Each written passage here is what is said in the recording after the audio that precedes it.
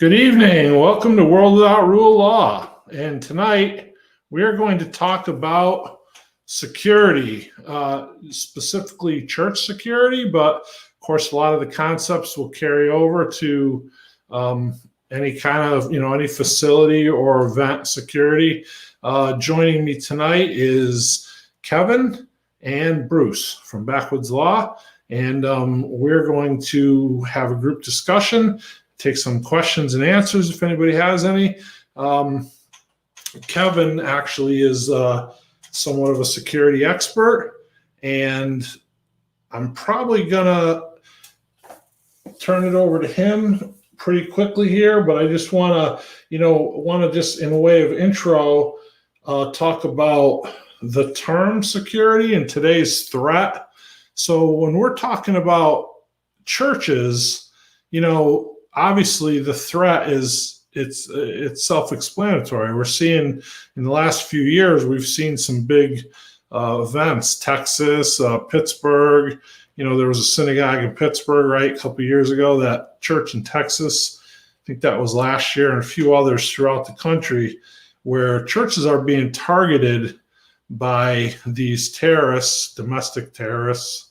To my knowledge, they've all been domestic.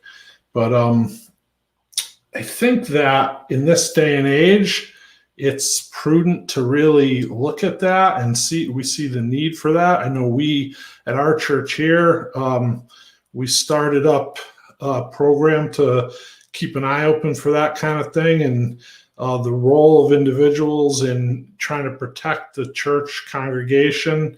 And I'm going to turn it over to Kevin and let him speak to that.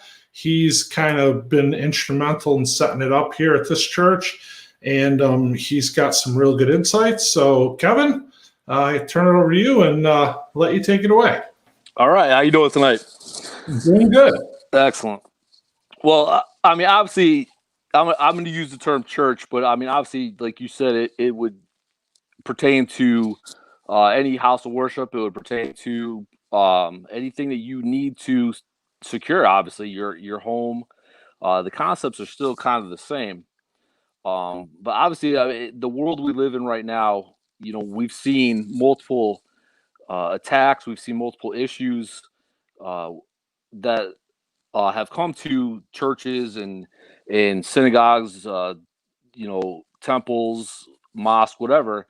And truthfully, it's a time where we've kind of let things go a little bit too long. And I think now a lot of churches are realizing there is a need for security. I would say probably, I would say over the last year, it's definitely with everything going on, a lot of people's eyes have been opened up to the need of changing the way they've done things over the years. A lot of churches have always just had kind of an open door policy.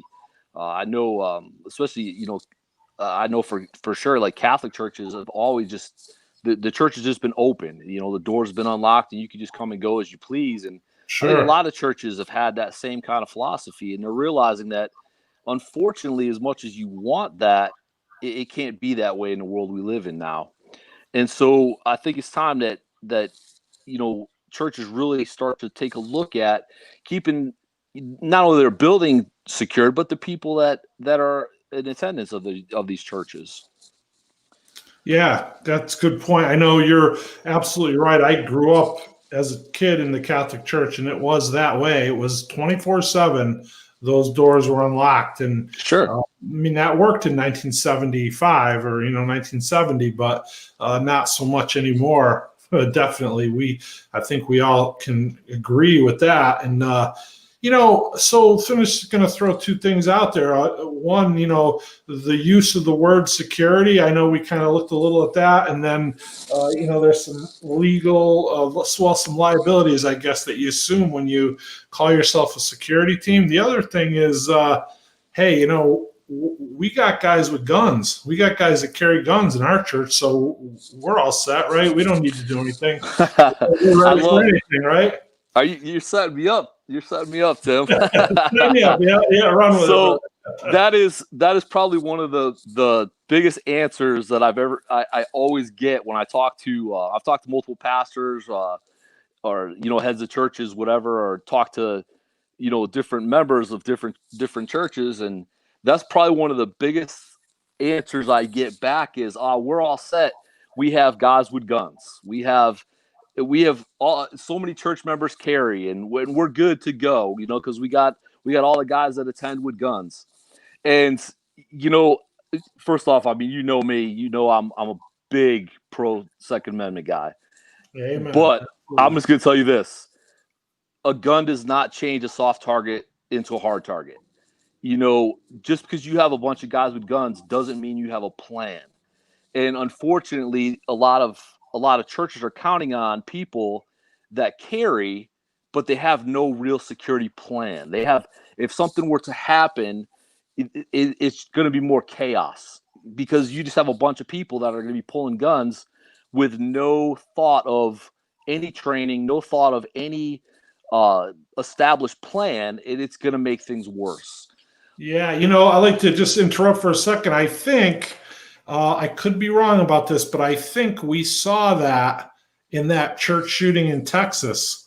Now, that gentleman that pulled his gun and he neutralized that threat, he had training. He was, if I remember correctly, ex-law enforcement.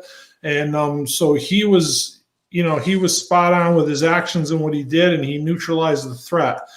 But we've watched that video several times, he pulls his gun and fires on the perpetrator, and following that, within, 10 seconds after that, all these other guys rush forward and pull their guns. And so exactly, in my mind, he neutralizes that threat. There's other things that got to happen. Is this guy alone? Are there guys waiting in the parking lot or coming through the back door? Is there a number of things that have to be done? The authorities have to be called. Really, how many, I think off the top of my head, I want to say we saw in the video 4 or 5 guys draw their weapons and advance on the guy that was down. And there's honestly, I think it was probably more than that. And that, kind of goes to show. That shows really a lack of planning, right? They didn't have a plan, what happens in that situation. Because we know, and you'd mentioned it, like in Columbine, right? They had people outside. Their plan was for the building to empty in the initial attack and then to pick people off as they came out. Now, if that was the case in that church, having everybody rush toward that guy that's down doesn't really help contain. There has to be an organizational aspect to that plan. What do we do? What do we direct the congregants to do in this situation? So yeah, I think that's important. Oh, without a doubt. That goes, kind of with what I was saying is there has to be a full plan. Just having a bunch of guys with guns is not the answer. I wish churches would look more at the entire aspect of security. I've talked to a lot of people, and I think what I've seen is, I think a lot of people have the mentality of, well, a church is a safe place, and listen, I wish it was, and I would love to be able to say that, I go with my family. I wish it was a safe place, but Sure. That's not the world we live in anymore. And so Right. I think sometimes we go to church, or again, I said church, I mean a house of worship, whatever you decide that is. We go there and we think that it's a safe place. We let our guard down, and maybe back in the day that's how it was, but that's not the way it is anymore. And so I think people don't want to think that it could happen there. They have that mentality of, this is not where it's going to happen. It can't happen in my little rural church. It can't happen in, Sure. in my church. That happens, in the cities, or that happens where in bad areas. That's not the case anymore. And so we definitely do need to step back. We need to take a look. And, a lot of people, the other thing I've come across is God will take care of us. And listen, I've, as much as I fully believe that, I do believe that he gives us a brain to use. He gives us a mind to use. I've often asked people, well, do you lock your house? Well, of course I lock my house. Do you have a fire extinguisher? Of course I have a fire extinguisher. Do you wear your seatbelt? Of course I wear my seatbelt. Well, why do you take those precautions in your life, your personal life, but you won't take those same type of precautions when it comes to your place of worship? Sure. And it's difficult because, as you know, as we all know, as we know, like, you get pushback from the congregate. Like, you have a wide variety of mindsets. Like, you have some of the older crew, they're still, I mean, for lack of a better way to say it, they're still living in the 70s in that mindset. Like, this is our safe place. Nothing bad is ever going to happen here. And then you have some younger people that do different jobs that they realize that the world we live in is not that world anymore. And so they want to be hyper vigilant. So we got all the way from, there's, lackadaisical, no problem, let's not even worry about it, all the way to, yeah, we got to redesign the entry so we don't have glass doors and board up all the windows. And that's a little exaggeration, but we see a varied mindset. And so if you're trying to get people on board with a plan, how do you do that when you can't even get them on the same page ideologically? That's a great question. And I'll be totally honest with you. I struggle with trying to get that done in the churches that I've dealt with, for security wise.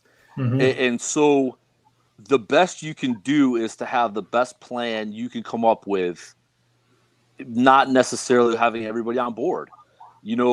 Right. One way I've always tried to approach it as an emergency plan. We kind of think that, and it even kind of goes back to our church is all set because, we got guys that carry guns. Well, if you look at it as an emergency plan, the gun might not have anything at all to do with what's going on for an emergency.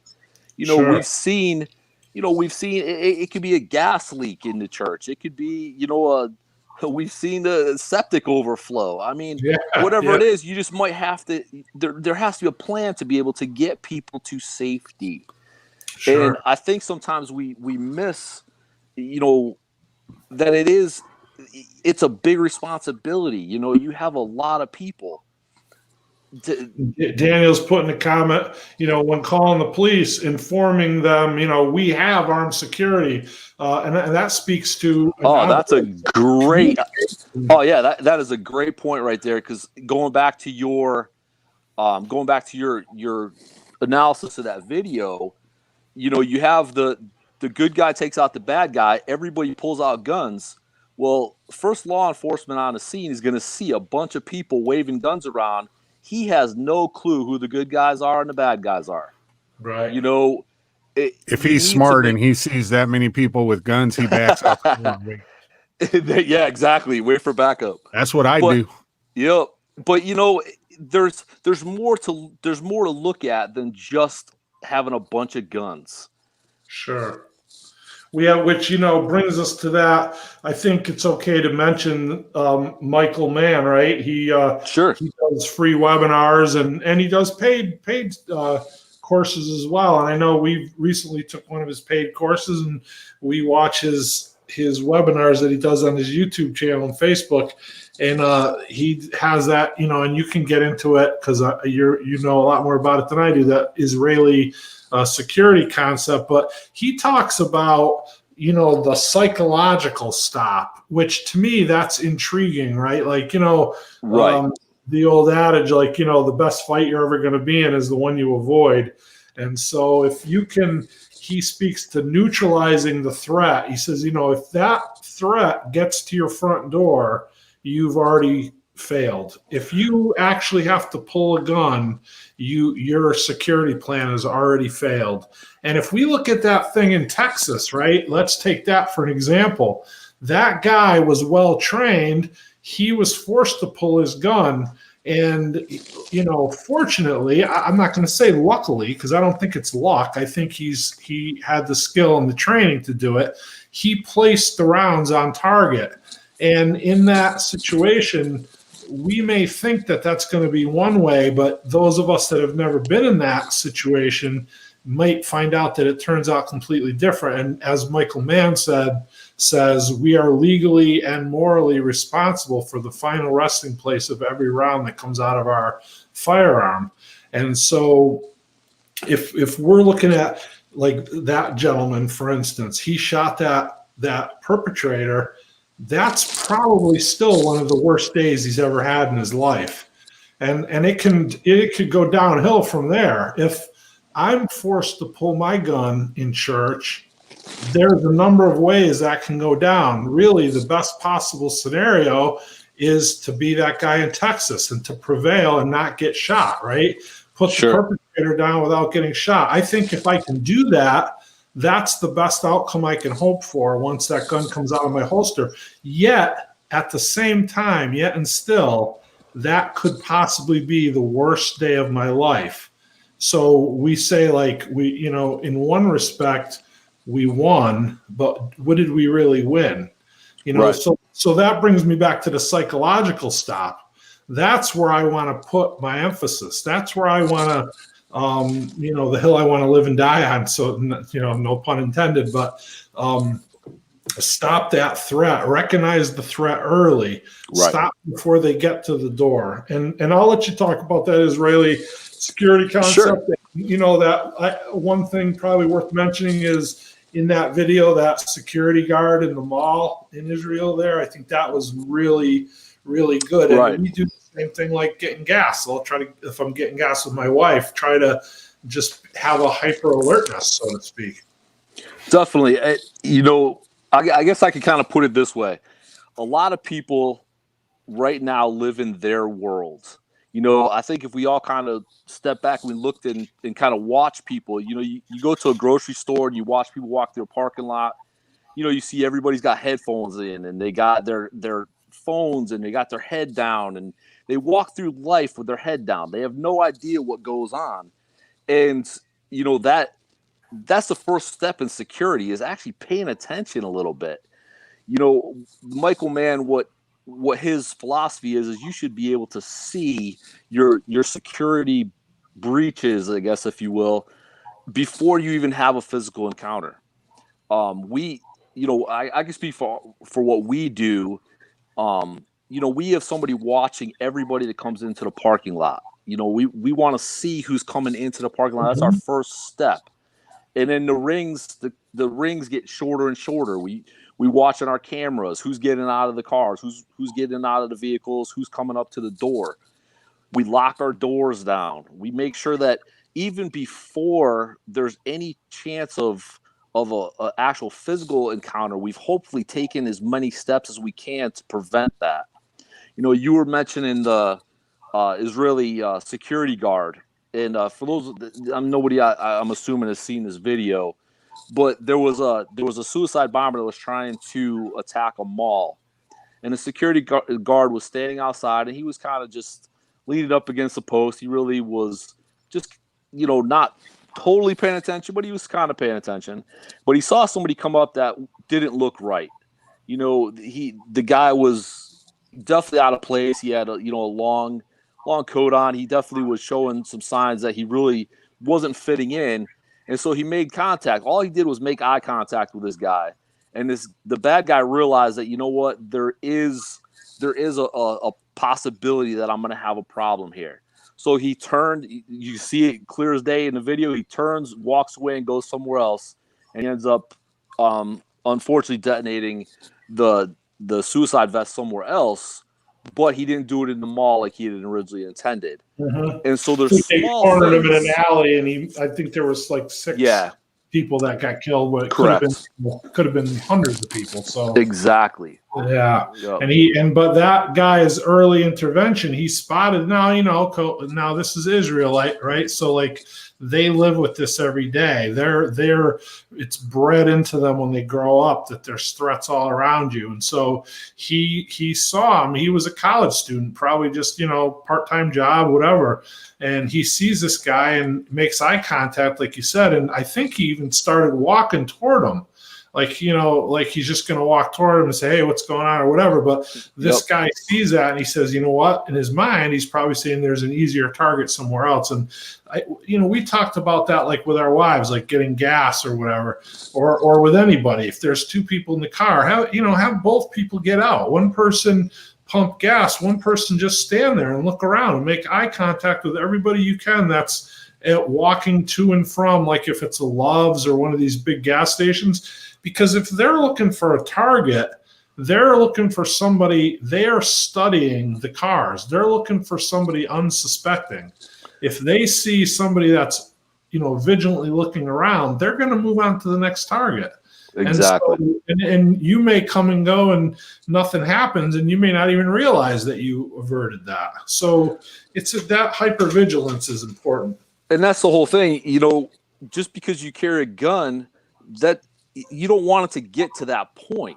If you could prevent that from happening long before it gets to that point where you have to draw or you have to fire a shot, you're way better off. It could very well just be looking around as you walk through a parking lot, paying attention, parking under a light, those simple things that a lot of people don't do because I have a gun on me. And so, listen, it's not like the movies, and I think sometimes I've talked to a lot of people like that, and it's like, listen, we're not Jason Bourne. That's a character in a movie. It's not going to go down that way. You're not going to make that, 100-yard shot. It's not the way it is. Unfortunately,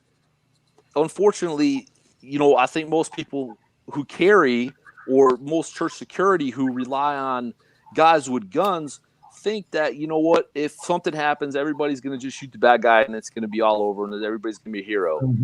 But there's so many things you can do ahead of time. And it's simple stuff. Like I said, just watching who's coming into your parking lot. That was one of the things that, Michael Mann Security, in that video we watched, he pointed out that they have guys all over the place just watching their entrances. It's something so simple. With that, one of my biggest pet peeves, and I know you know this, is churches, people have a tendency to not think of a church as they would their own property, which, what I mean by that is, you have somebody that has a key to the church and they'll open up a door and then they'll go home and they'll leave the door open. Absolutely. Or, it was hot in the room, so I opened up a window and I left. Well, you've left a big security breach. Or, I need to get into the church on Friday. Can you let me borrow your key, or can you make me a copy, or can you tell me the code, or whatever it is? We stuff that we would protect in our own lives, we don't protect in our house of worship. Absolutely. But now you've gone from where my house, I'm protecting my family of 5 or, whatever. And I need to be able to protect a congregation of, 50 to hundreds to thousands of people. And it's so those simple things like lock a window that you open, lock a door, just check the doors as you go through, even if you weren't the one that went out of it. Those things that you would do in your personal life, learn to do them in your house of worship. It is. It's frustrating because, we were kind of raised this way, so it's not even a question. But if you unlock a door, you're responsible to lock it. You can, the whole mindset of unlocking a door and letting yourself in, whether it be an exterior or an interior door, sure, and just leaving it, or same thing like you say with the windows. Once I pop the latch on that window and slide that window up, that window is my responsibility. It's my responsibility to secure it. And if I don't secure it and something happens, that's my responsibility too. Right. Like you say, it should be. Right. I don't, a lot of times nobody ever knows who opened it. So unless you own that's the problem. And we see it. We see it all the time. I mean, of course. It's unfortunate, but it's I see Daniel Dissett, I think that's who it is, said about they're going to go after the person wearing the earbuds. Yeah, 100% agree. If you're somebody who makes eye contact and you're somebody that's paying attention, their chances are going to leave you alone and go after the easier target.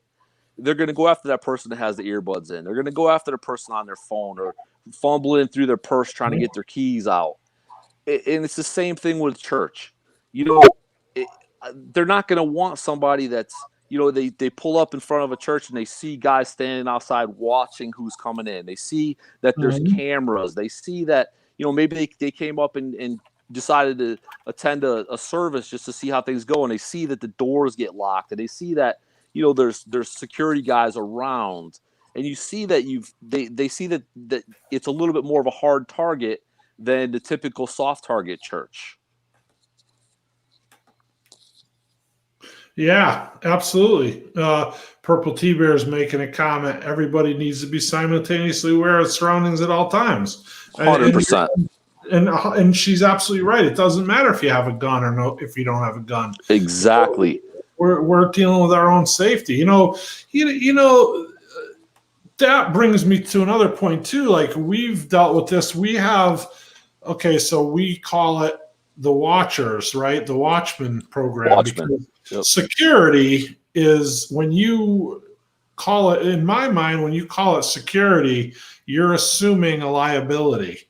Because if something fails, then it's like, well, you had a security team. It's like, with that word, it's a connotation of, we're going to provide you with security. We're going to keep you safe. Right. When you know what? It may not be in our realm of possibility to keep everybody safe in every situation. Sure. Of course, we'll do the best we can. And so there's something to be said for that. I think, we call it the Watchman. So, that's a great point. It goes along with what I was saying too. I was thinking about the last couple discussions we had with Bruce and Mary and stuff. Well, as a watchman, as a usher, as a greeter, whatever you want to call it, to me, it's a little bit. It kind of goes with the whole emergency plan. It's not about just security. Right, it's not just about shooting a gun if I have to. Listen, if I'm one of the watchmen that day and I'm, trying to make sure everybody's good and everybody's where they need to be and everything's going on well, it just might be that somebody, has a heart attack and I need to go get somebody like Bruce out of, the congregation. Say, hey, listen, I know you got training. I know you got kit. I know you got whatever. We have an emergency over here. It might not even be an active shooter. We always think of active shooter, but there's so many more emergencies that we should be trained to deal with. And the probability level is higher on those than it is on an active shooter. 100%. Sure. Yeah, it's a good point. And in my mind, it all comes down to communication. I mean, being aware of who that person is and where they're sitting. And, like you said, you have somebody like, if Bruce is there, he has the training. I want to, in my mind, when he comes in, just make a little mental note of where he's going and where he's sitting. And, or the same thing with, if we have ex-law enforcement or active law enforcement, or we have guys that are, security guards in the prisons, just keeping it in our mind where these guys are, where they're sitting. If something needs to happen, we're not fumbling through a huge auditorium. Where is it? And it just adds to the chaos. It's just that communication, and a lot of it we're communicating with ourselves, right? Because we're making a mental note of, I'm going to know where he's going to sit. I'm going to know where she's going to sit, or where the phone is. If most we all have cell phones, but if we're in a place that we don't get service, where's the landline phone? Know the address. Like, do they still have those? Yeah, I think in Bedrock they still use them. But something as simple as know the address to your church. It's amazing how many people couldn't tell you stuff like that. Yeah, right. And so if you need to make a call, well, we're at such and such church. Where is it located? Oh, we're up past Home Depot on East Main Street. It's like, what's the address? So yeah, it's important to just that just goes with knowing your surroundings, knowing where you are, like situational awareness, I guess. And another thing too, we have a crew of guys that are committed. Right now, we're in our church. we're volunteers. Nobody's getting paid, right? We don't have a budget for these people. We're all volunteers, and that's fine. And most of the heavy lifting in every department in most churches is done by volunteers. So there's nothing wrong with that. But there's not, when you're paying somebody and you're running a business and you give them his schedule at the beginning of the week and you say, here's the days you're working today, you're working 8 to 5 this day, you can count on him being there at 8 o'clock. Now, we have guys, and there's nothing wrong with it, for some reason they may not come one day. Sure. So if you're trying to run this detail on a certain number of people, and maybe under the best conditions, we're struggling to meet that number. And then you have some people that, they'll be there some weeks they aren't. And really maybe everybody on the crew that could be true of at certain times. Definitely. Because we all have things that draw us away for other reasons. And for the most part, we try to be faithful and come. So there are some of us who are here every single week. And so how do you put that together? How do you control that situation and get a plan and an organization with a workforce that's fluctuating? Well, I think how it works. Unfortunately, I can count on me. I'm not trying to, I'm not trying to say that I'm better, faithful, whatever. But I know when I'm going to be there. I know I can count on you too. You're always faithful. So. But no, my point is I know that I'm going to be there. And so if I show up, if I'm the head of security and I show up, or I'm there already. So whoever else is there is who I'm going to tap into. And so if it comes down to that, I might be the only person there. I'm going to do the absolute best I can, and I guess it kind of goes with, I've told all my watchmen, all my guys that, listen, you can't ever think that, well, I'm not on a schedule Sunday morning, or I'm not on a schedule, whatever day it is. If you're part of this, you're on the schedule. It very well could be that my car broke down on the way to church and I didn't get there. I hope that somebody else would just say, hey, you know what? We don't see him around. We're stepping up.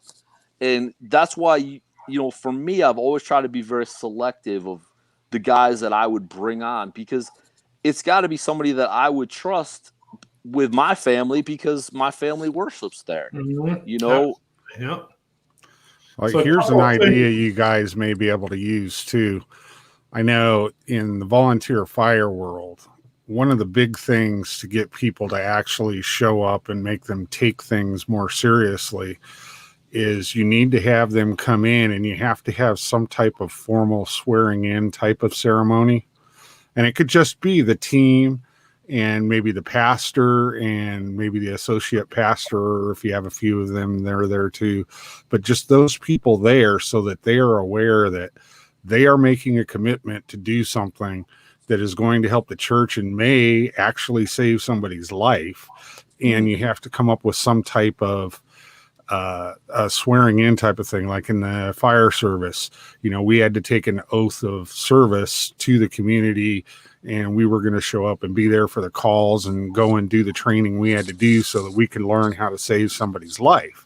So they take ownership, so to speak. Exactly. And when you take an oath like that, you say it out loud, you put your hand up, and you do it in front of other people.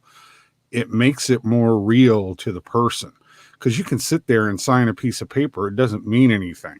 But when you physically stand there and hold yourself accountable more, and the pastor, the associate pastor, the head of security, the other people on the security team are going to hold you to what you have committed to. That makes a big difference. I like that. 3D Tripper saying, do you talk to the congregation about what to do in a shooter situation? So I know we've talked about that a little. I'll let you run with that one. And then I'm just going to throw out, I don't want to miss them, but Purple's saying at her church, it's all volunteer. but they do have a weekly schedule so that they know who's doing what and what service or what section of the church. And I just will say she's in a very, very large church. So that I'm sure works well. But then if you correlate it to the smaller churches, I'm not so sure that it would. But go ahead, Kevin. I'll let you address both of those things. Sure. Definitely it's easier in a bigger church. We have a very small church, and so we are a little limited in resources overall. So you do what you can with what you have. I mean, that's just the way it is.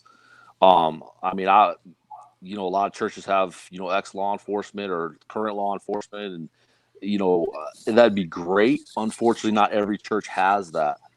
So like I said, you have to do the absolute best you can with what you have or who you have.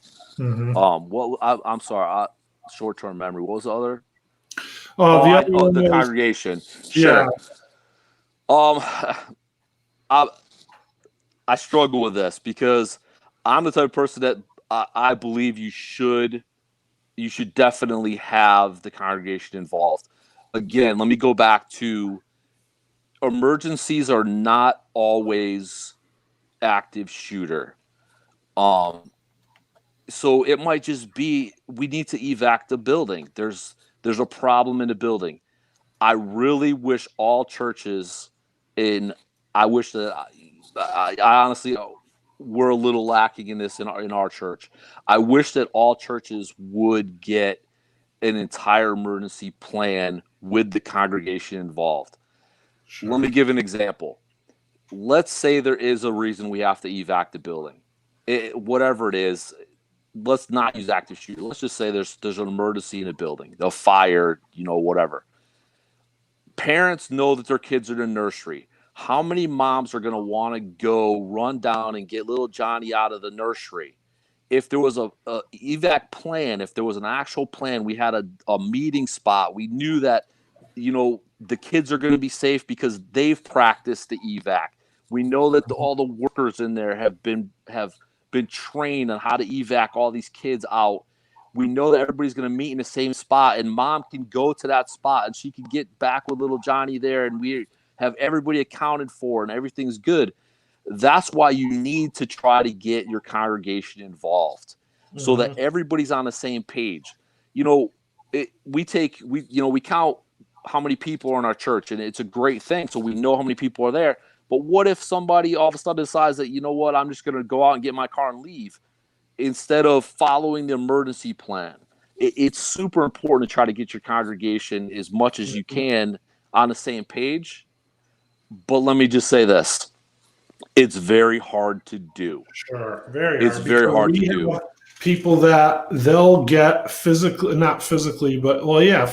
upset at the fact that the door is locked. If they show up 10 minutes late, and some of them chronically do, then they're upset. Well, why is the door locked? And they're frustrated about that. So now, how do you address that person in a group of congregants as far as this is what we're going to do for our emergency plan?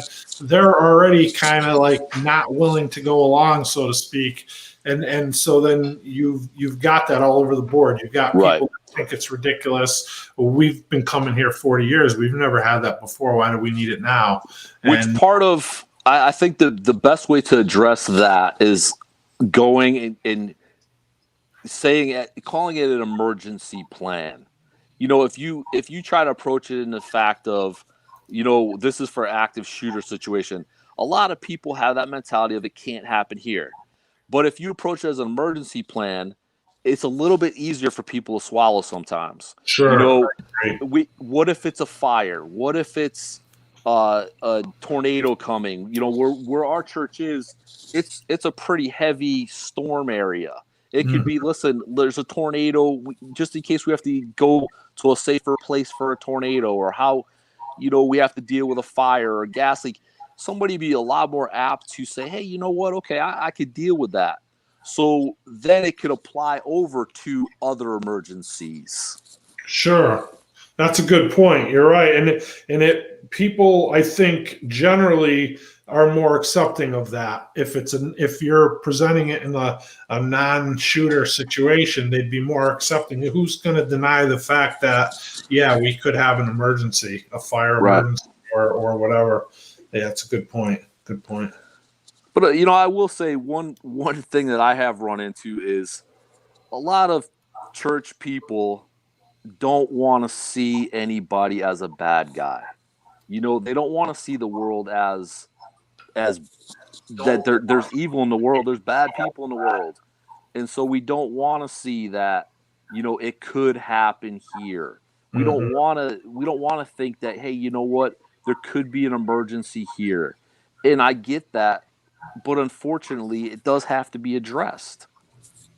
Yeah. And sometimes it's hard to do that with certain people, but you got to do at the end of the day, you got to take as many of the steps that you can to be as prepared as you possibly can, whether it's in your personal life or whether it's, your church, whether it's, your home, whatever. You need to do the absolute best you can to be safe. Absolutely. That's a good point. Good point. Yeah, I think it's pretty comprehensive, and there's so many directions we can go in with it that it's almost like, to a certain degree, it becomes overwhelming, and then we can almost cripple ourselves right from the start by just not doing anything, or just if we try. And I guess, if I'm honest, I'm guilty of that kind of thinking sometimes. Like, there's no way we can make this plan because so-and-so is not going to go along. And how are we going to do that if we can't even keep people from coming in the basement, not locking the door or the back door? There's 100 scenarios, right? So if I go in every possible direction out to the end, then I could always come up, and I try not to be a negative person. I try not to have always a negative mindset.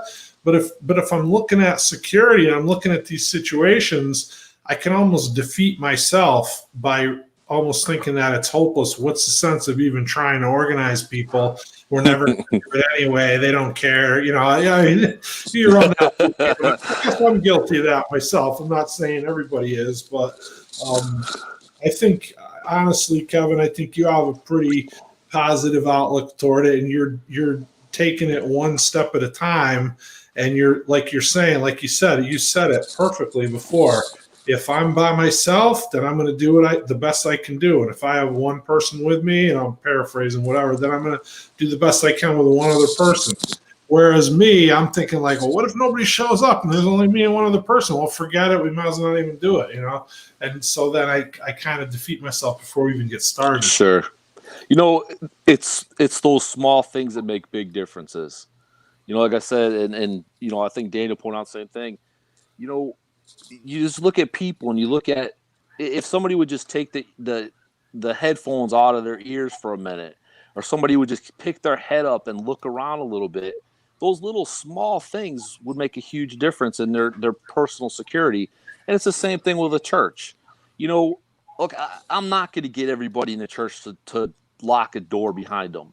So you know what? It means that I might have to go through and I might have to double check them myself. There's a lot of times I'm the last one to leave.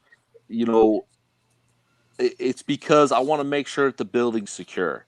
I want to know that my pastor got in his car and he drove away and he's good to go. I want to make sure that the people that were in the congregation that, stayed in fellowship and now they're headed home, everybody's set, everybody's safe. And I'll stay just because of that. Sure. So I might not be able to get everybody on the same page, and I'll never be able to get everybody on the same page. But I'm going to do as much as I possibly can. And maybe along the way, somebody else will say, hey, you know what? I see him going around. I see him locking the doors. I walked by this one. I could just pull on it and see that, it's locked. I could just double check it. No problem. Sure. I think of something happened in our church a little while back. And, I had to go check on somebody that was parked in a kind of an odd spot on our property. They were kind of pulled into the bushes a little bit, and they were kind of away. And so I told one of the other watchmen I was going to go check it out. And so, they were watching me, and then somebody else was watching my post where I was, and I walked around to go see what was going on. it turned out to be nothing, which I was thankful for. But what interested me was when church got over, and a couple people had come up to me afterward and said, "Hey, we saw that you went out, and we just wanted to let you know that we were watching you to make sure that you were safe. And if something happened, I was happy to at least know that somebody at least called 911, hopefully." Yeah. But it was something that I wonder if prior to us setting up a Watchman program, if anybody would have even given it a thought. Would they have even thought about somebody pulling into the parking lot and parking in a weird space, or would they have thought about watching somebody else's back while they went out? It's just little things that it might take years and years for it to all come together, but you got to do something. You got to start somewhere. Yeah, no, that's good. And you're right. And I think, that's the counter to my original, like what I was saying. I'm more of a like defeating myself, but that's the opposite side of the coin. Like, just by bringing it up, even though you haven't trained the congregation to know what to do, you've put a basic awareness there. And so that there's a building block there that can be built on, and it takes time. And this isn't going to be different than anything else in ministry. It's going to take time to build it, and it's going to take time to get people to realize the need for it. And so there you go. There's a progress right there. People were watching, they were aware, and so that's a great starting point. I think. And so there was two things that I just saw. One I think Daniel said something that kind of got me thinking about something. I can't find it on the chat again, but what it triggered was, and maybe it wasn't Daniel, and if it wasn't, I apologize. I'm kind of doing both things, looking at and talking, but they mentioned that I can't remember exactly what it was, but it was about local law enforcement and EMTs and fire departments. One thing that I think would be great for a church, if you want to really kind of start something, is to kind of maybe have a first responder Sunday, where you invite the local law enforcement, invite the local, fire, EMTs, whatever, and get to know them a little bit, so they're aware of your church, and they, you might know some of them. I know we have, unfortunately, in our town where our church is located, I believe we only have a resident state trooper. Yes, we do. But we've all talked to him quite a bit. We've, got to know him a little bit. So It might be a great idea just to say, hey, you know what? We're going to do, on a certain Sunday, it's just going to be First Responder Sunday. And we're going to invite as many local first responders as we can, just so that they get to know us a little bit and we get to know them. Sure. That comment was from Daniel. I posted it on the screen. I went back and found it. Perfect. But, that's a good point. You're absolutely right. I mean, and you know what? It gives them an awareness of what we're doing, even if they don't come or choose not to, whatever. They at least know, that we're thinking about this and that we're doing something. So it puts a bug in the back of their mind. If something happens and they get the call on a Sunday that there's an emergency, they know coming in, okay, there's a group of people that are kind of on scene that are, sure, we're not trained, whatever, various degrees of training, but it just gives them an awareness. It's not just, like you said before, like they show up, there's a bunch of people with guns. And maybe it just allows that resident trooper to know, maybe I am going into a situation like that, and just to be ready for it or whatever. So I think communication. It's like all the way around. It's the best thing, I think. Yep. I know. Go ahead, Bruce. I'm sorry. I was going to say, one of the things they do that here where we live is, I believe it's at the end of September or beginning of October, sometime in there, they have the first responder appreciation service, or they call it something like that. But even in the fire service, we would get invited out, and we'd be going to like, 4 or 5, 6 different churches, and we'd all have to get in groups and decide, who's going to what church when, because we're getting all these invitations to go out and do this. And the good thing about that is at the very least, what that does is all the EMS, fire, and police know who the pastor is. They know who the people that, are running the ushers and stuff like that. They at least have a face to put there so that if something happens on the scene, they're going to go looking for that face that they know and say, okay, where's the problem? What do we have to do? I was going to actually ask you if you think you agree that this is that'd be a good plan for churches to do. Absolutely. It's beneficial.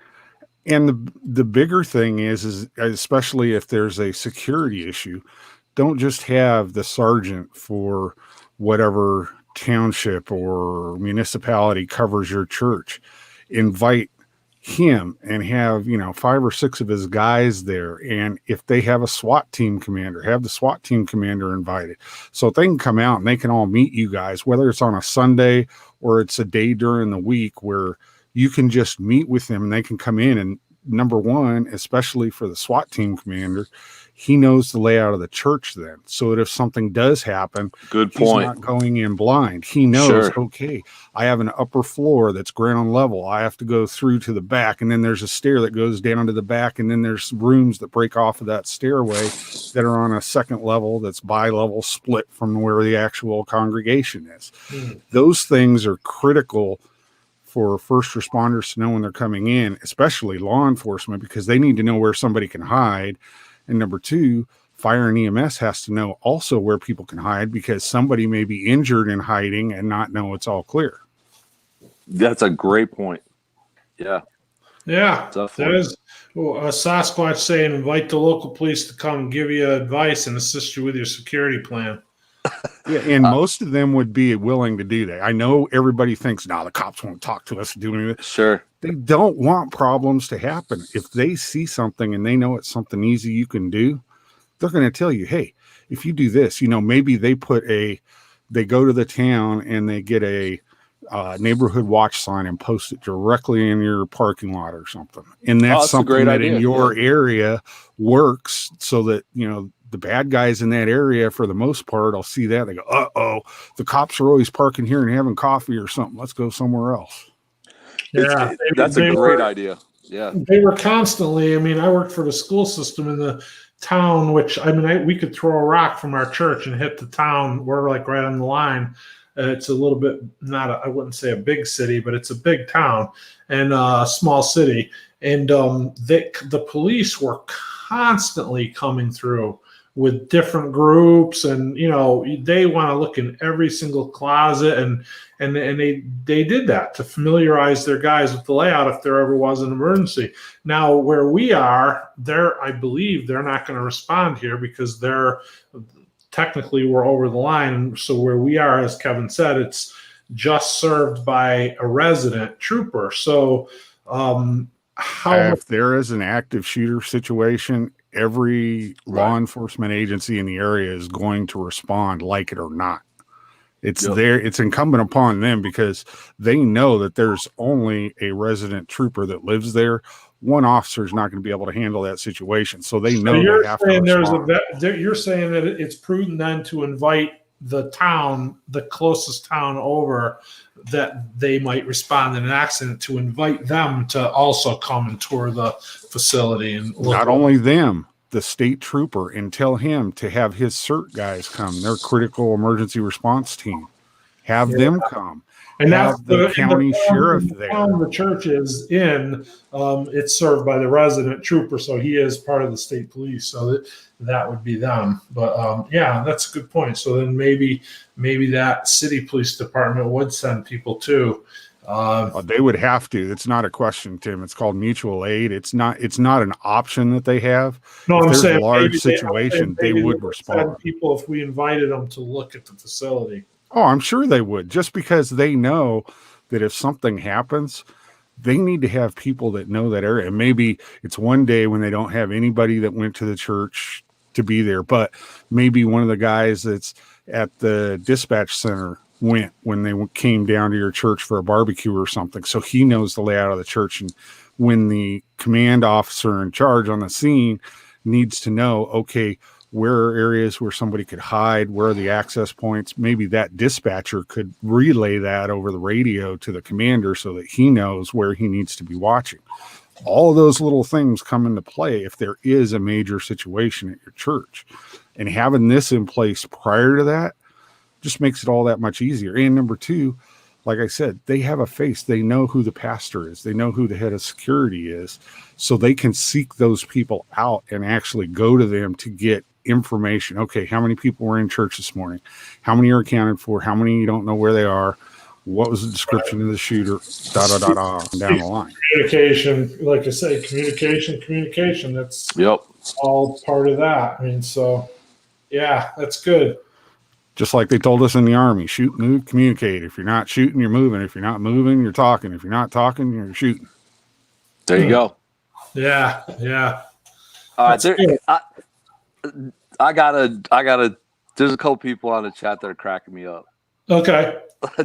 Wes, I'm trying to watch him here, but I'm Wes S said about, you don't want to go up to a first responder and say, "Hey, do you want to meet Jesus?" Yeah. That was great. Yeah. I saw that one too. That was funny. You guys are making me laugh. I saw I think Purple Bear said about it is definitely, I just wanted to point this out because this is definitely something that I've definitely seen myself, and it is definitely harder to get older. It might not even be older in age, but people that have been in the church a long time. Sure. Sometimes it's age, but older people in the congregation to get on board. As that's definitely something that is hard to do. So, to me, I guess you got to do, again, it goes back to you do the best you can. If I can get 90% of the congregation on board, that's what I'm going to try for.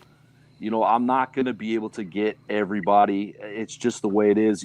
When you have that many people, and we have a small church, and for the most part, I think people are happy about, the fact that we have an emergency group. And, I think most people, it makes them a little more at ease to be able to go to church and it's their mind at ease that they can sit there and they, somebody is watching the doors and the building's locked. And, we've had visitors come in and they see that, we are trying our best to do what we can to keep people safe while they worship.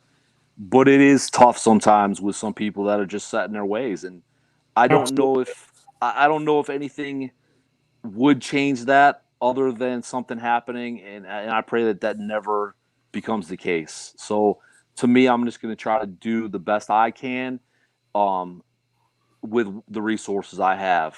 And if that means that I could get most people on board, that's what I'm shooting for. Yeah. That's good. Well, all you need is one that can. Pigeons are hard to teach. Dug-in new pigeons are hard to teach. New tricks is what. Yeah. No, totally. Absolutely right. And you know what? I could almost be in that category myself. I get, not when it comes to maybe things like this, but there's things we get set in our ways. Look at the Sunday evening service, right? And then we just had a schedule change. This is a perfect example. Why do we want to change the time? We did it that way for 35 years. But then you think about it, it's like, yeah, it makes sense. Let's do it. Sure. I think we have to think outside the box sometimes. Totally. What Bruce was going to say something. What was that? Sorry, Bruce. I didn't mean to interrupt you. Well, I was just going to say, if you only get one person that agrees and is 100% on board with you, guess what? You just increased your likelihood of doing something good by 100%. Because now there's 4 eyes instead of 2. Right. And then you work on the next person. Yep. Great point. Yep. Great point. I mean, would it be nice to go out and say, yeah, I'm going to get 15 guys and they're all going to be expertly trained on firearms and they're all going to know how to tactically move through our church and they're going to all have this in the back of their head and be willing to do it instantly upon need? That would be awesome. Is that going to happen? No. So you just got to bring it back. Don't look at the wide picture as much as, okay, I got this. Let me work with this. Sure. Okay, now I've got another person. Okay, now we're getting somewhere. Now we've got 6 eyes. That's something. And then you go from there. Okay, now I've got another person. And after a while, other people in the church that have the same ideas are going to see, hey, wait a second. These guys are serious about this. They're not just blowing smoke. They're actually doing something. And then you'll start getting people to come up and say, hey, I want to be a part of this. What do I need to do in order to be part of the Watchman or whatever it's called for your specific church? Yep. Daniel says, don't be afraid of women on the security team. The more of our wives that like guns means we get more guns. Honey, it's I like the way you think, Daniel. That's how Daniel got that CZ. Okay. I like that. Good planning. Good planning. Yeah, I realize, like, if I get one person out of 100 to agree with me, it just makes me realize that there's 99% of the people are wrong. There you go. Yeah, no, it's good. It was, I think the main thing I took from that, I know we talked about this, Kevin, the main thing I took from that Michael Mann thing was that, speaking for myself, because there's a lot of good information there and people take things different ways, but that psychological stop, I'm prevent. I like that. That's the best. Definitely. Yep. Because to me, that's where our success needs to be, and that's where our efforts need to be focused. Definitely.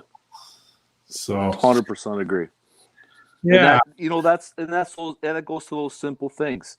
Just paying attention, watching who's coming in your parking lot, watching who's getting out of the vehicles, watching who's coming up to the doors, locking down the doors, all those simple things that a lot of people just totally take for granted could prevent something from happening.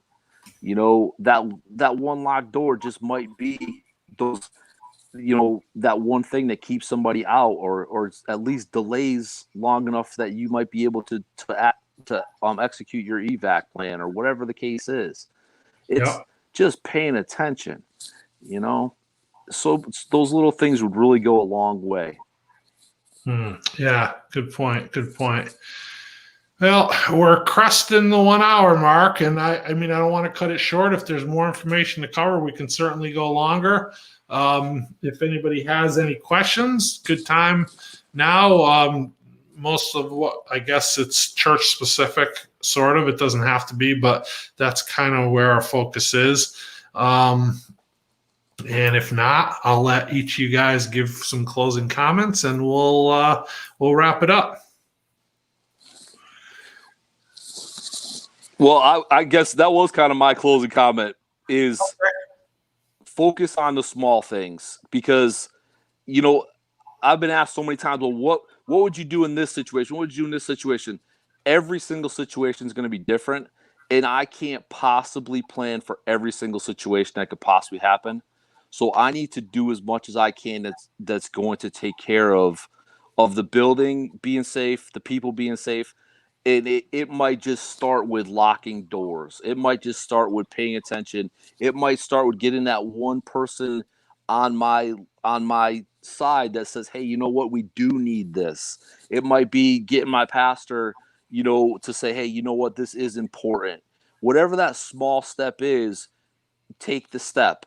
Too many times I think churches think, well, we don't have the huge resources a big church has, or we don't have law enforcement in our church or whatever, so we're not going to do anything. Or, maybe we should look at that, and we never do. So it might just be up to you to say, you know what, I'm going to take it upon myself. We don't have maybe you don't have an established security team at your church. So say, I'm going to take it upon myself. I'm going to make sure doors are locked. I'm going to make sure that I'm paying attention. I'm going to make sure that I know what's going on, and I know where visitors are sitting, or I know where the first responders in our church are sitting. I like to know where these people are, like you pointed out, because I might need to just be able to get them quickly. So those small things are what's going to make a big difference overall, and that's what you can't ever think that it's too big of a task, so I'm not going to bother.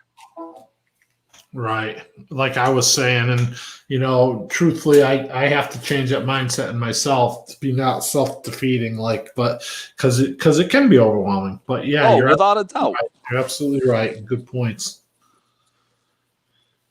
Bruce?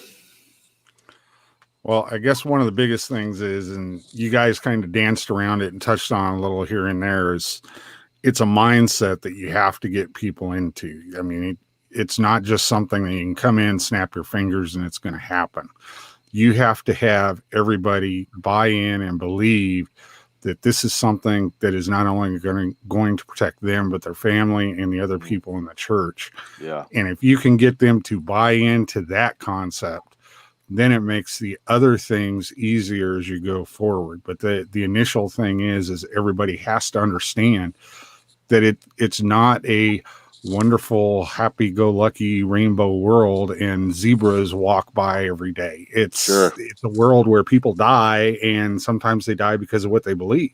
Right. It happens all over the world every day. So, just putting your head in the sand is not going to help. So that's a great point. If you can get them onto that first single point and get their minds changed into the point where, okay, this is something I have to, whether I like it or not, take to heart and work with.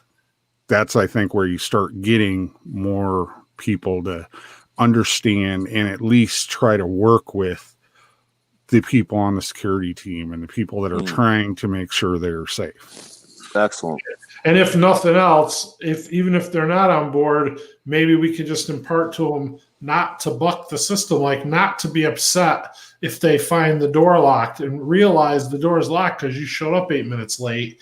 And that's okay because it happens, but don't be upset about it. Just smile, and someone is only 4 feet away and they're going to open the door for you. It's really not an inconvenience. So maybe just that simple awareness can go a long way too, and it could change some people, from that point of view, to soften that a little bit.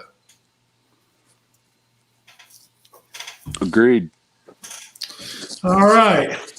Well, that's it. I guess that was a good chat. We did a little bit over an hour, so that's good. We'll wrap it up. Say goodnight to everybody that stopped in. Thank you all for coming. I appreciate it. Appreciate you taking part in the chat and in the comments. Thank you to Kevin and Bruce for joining me tonight. Appreciate both of your inputs, and thank you for being here. And thank you, everybody. Have a good night, and God bless. Night, everyone. Good night, y'all.